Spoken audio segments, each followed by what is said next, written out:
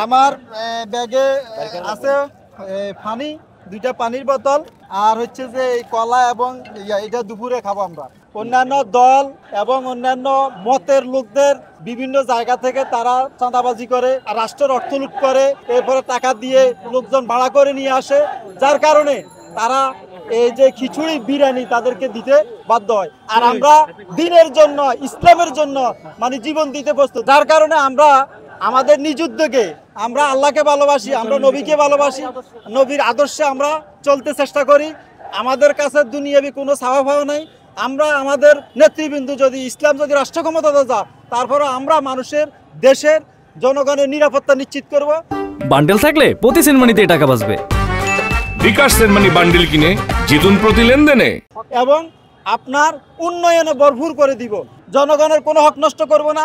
নারীদের অধিকার নিশ্চিত হবে, আপনার বিভিন্ন ধর্মাবলম্বীদের অধিকার নিশ্চিত হবে।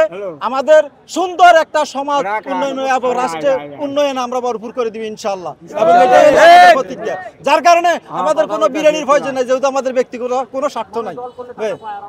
এর জন্য মানুষ দল করলে টাকা পায়, আমাদের টাকার প্রয়োজন, আমরা টাকা দিয়ে দল করি, যার কারণে দলের প্রতি আমাদের এরকম কৃতজ্ঞতা।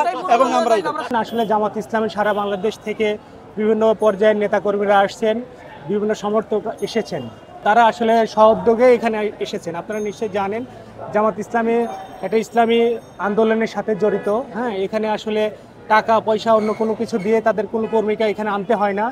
যার যার টাকা দিয়ে, যার যার বাইতুল মাল খরচ করে এখানে সবাই আসে।